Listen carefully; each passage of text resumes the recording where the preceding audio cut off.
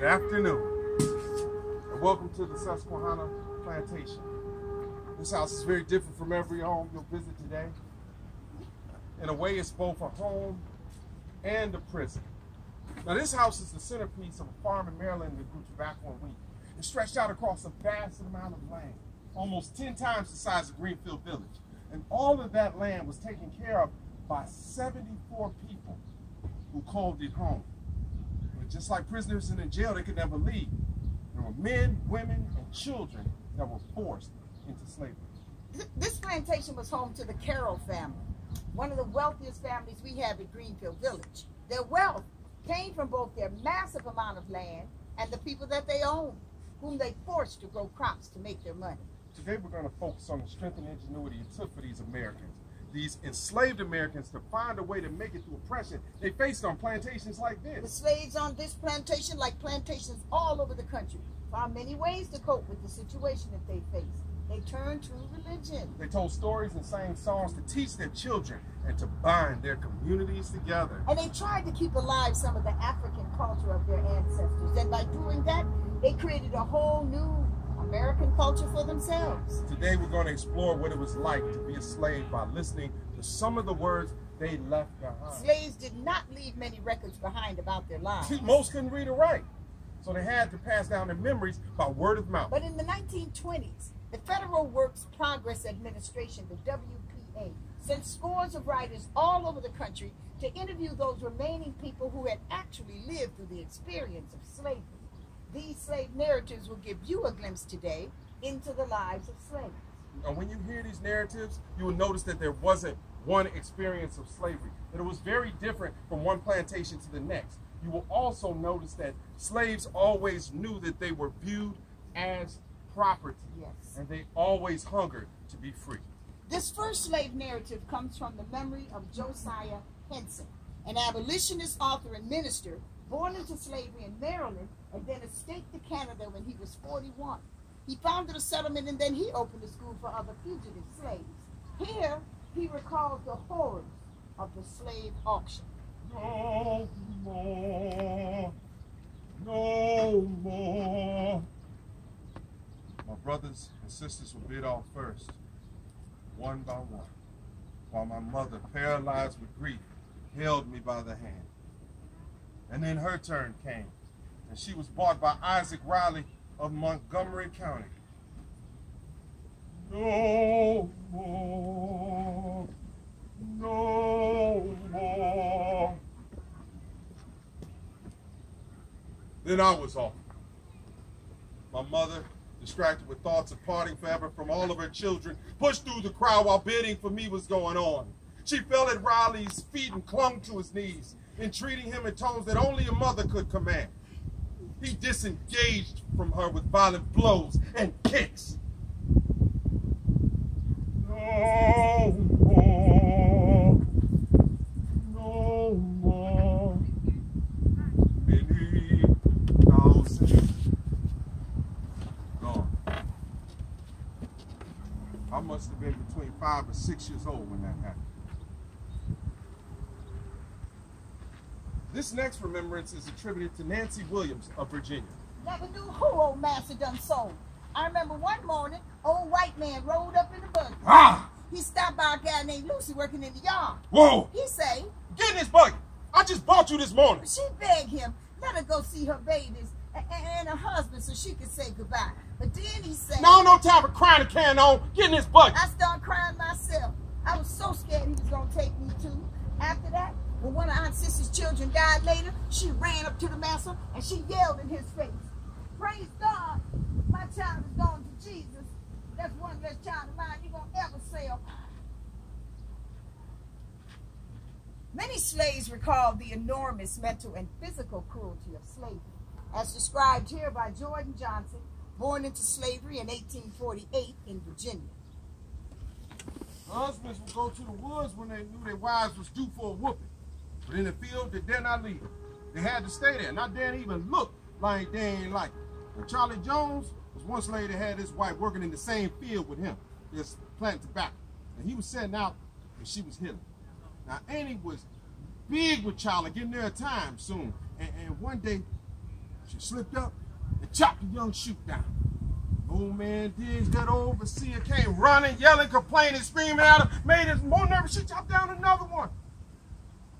That old overseer, he lifted up that rawhide and beat Annie across her back and her shoulders until she fell on the ground. Charlie, he just stood there, hearing his wife scream, staring at the sky, not daring to even look at her or even say a word. These narratives, they remember the Civil War and the early days of emancipation. And even though the Emancipation Proclamation was issued in 1863, freedom didn't come to most slaves until the end of the war in 1865. Betty Jones recalled those early days when hope intermingled with confusion. Ooh, Lordy. Grandma used to tell this story and everybody never listened. Shoot, I expect I heard this story 100 times. Grandma said during the war, she was hired out to work for the Randolph. She said one morning she was weeding corn with another slave, Mamie Tolliver. She run up to her and she whispered. She said, Sarah, they tell me Master Lincoln done set all the slaves free. My grandma said, is that so? And she threw down that hole and she ran all the way to the Thacker place. 7 miles, she said it was. Said she ran up to Miss Thacker and she looked at her real hard. Then she yelled in her face, I'm free! Ah, yes, Lord, I'm free. I ain't got to work for you no more. I ain't in your pocket now. She said Miss Thacker got the boo-hooing, took her apron, threw it over her face, and ran back in the house. My grandma said she knew she was free then. Free at last. Free at last. Thank God Almighty. I'm free at last. Ooh, ooh, Lordy. Oh, I got over. Ooh. Many slaves spoke to the WPA interviewers about their traditions and what it really took to live in a slave community during the oppression of slavery. Here, Vinnie Brunson goes into larger detail about the deeper meaning of the songs of slavery. All right, now. Now the Bible tells about how the angels shouted in heaven. Now that's where they get the scripture for the dance they call the shout. Now in most cases, the shout happens at the end of the service. Now in the shouting song, all the best singers, they get together and begin the song.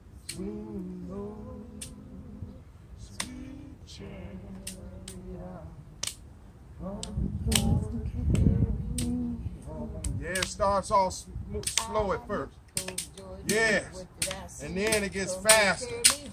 And then it gets louder. And as they start to sing, they grab hands. And they make a big old circle. And then somebody get excited and jumps in the middle of the circle. And they begin to dance. You want to come on out here and dance with me? Hey! Come on out here. All right. Clap your hands, everybody. Come on. Stomp your feet. Stomp your feet. Stomp your feet. Stomp your feet. And make a great big old noise. And now to have a great big old praise service. Thank you very much. Thank you. Thank you. Thank you. I don't know about y'all. I don't know about you. But we just had a praise service. Huh? Huh? Huh? Yeah. We just had a praise service. Woo! Now let's hear it for the praise service. Now let's hear it for the praise leader. Now, slaves taught the youngsters on the plantation by telling them stories or fables. And these stories were like fairy tales used to teach the children's lessons. Most of the stories taught the children the difference between right and wrong, good and evil.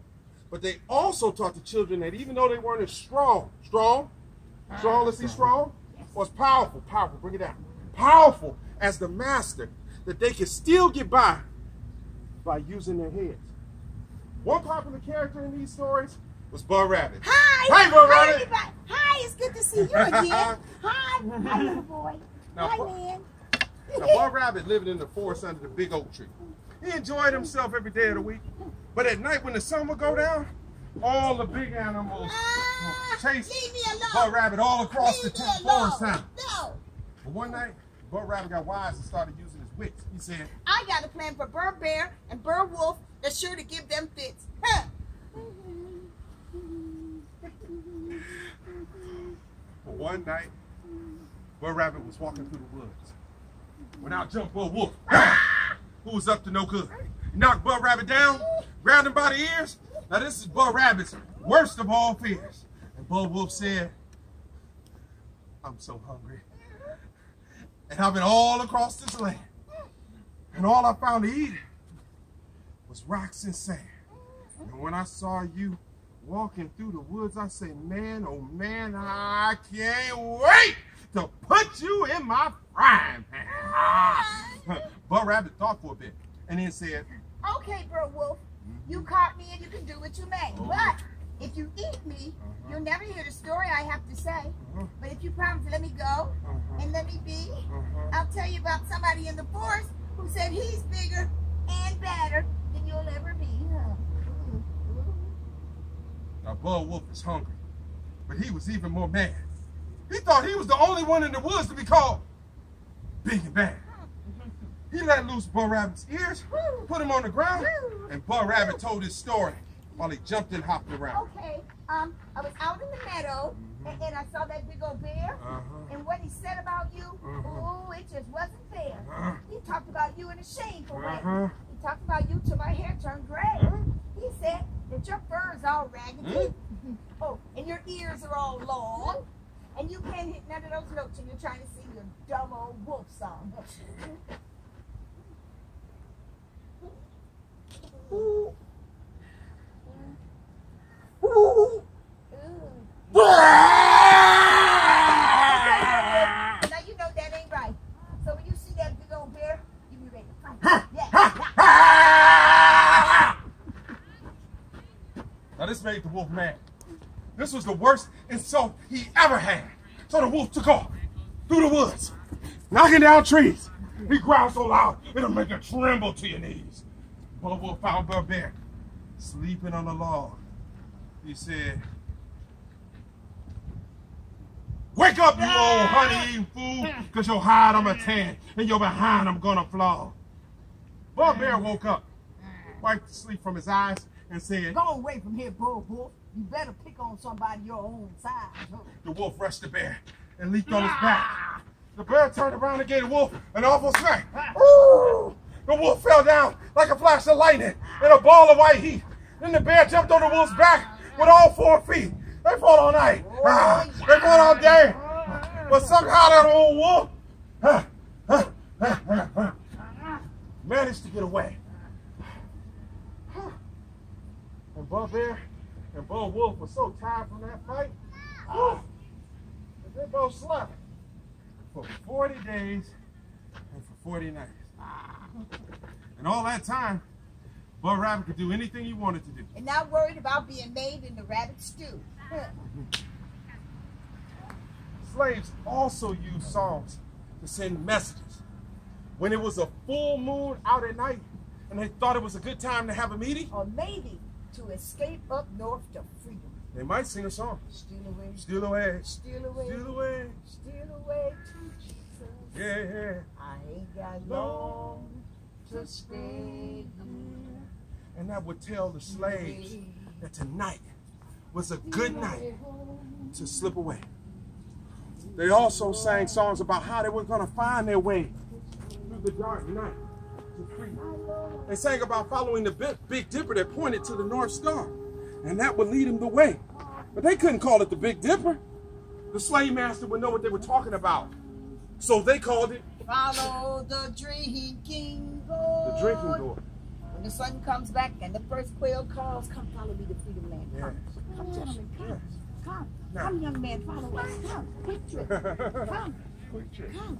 Now, Yeah. you know anything about Harriet Tubman and the Underground Railroad, you would know what a dangerous and courageous journey this was. Those courageous souls, they left, and they didn't turn back. They walked through the thistles, in the mud, up the hills, and through the mountains. They walked, they ran, they swam, they climbed, they fell, and they fell, and they fell, and they fell, and they fell. But they never turned back. They never turned back. Hey, we're almost to Freedom Land. Almost to Freedom Land. What's your name?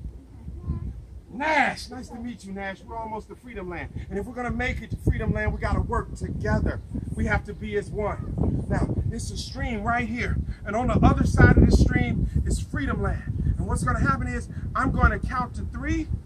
And we're going to jump over this stream. And we're going to lift our hands to the heavens. And we're going to shout, freedom. Are you with me? Are you with me? Yes. Are you with me? Are y'all with me? Yes. Okay. All right. I'm gonna count right now. And y'all can count with me if you want. Okay? You can hold hands too. Okay, are we ready? All right. 1, 2, 3, jump! Freedom! Thank you, gentlemen. Thank you, thank you, thank you. Thank you. Let's hear it for these courageous souls who dare to be free. Many slaves didn't make it. They didn't. But the ones that didn't, they kept their hope. They stayed strong in their faith. Ladies and gentlemen, fantastic Madeline Porter. And the wonderful Mr. Will Bryson. Yes. Give yourself a hand.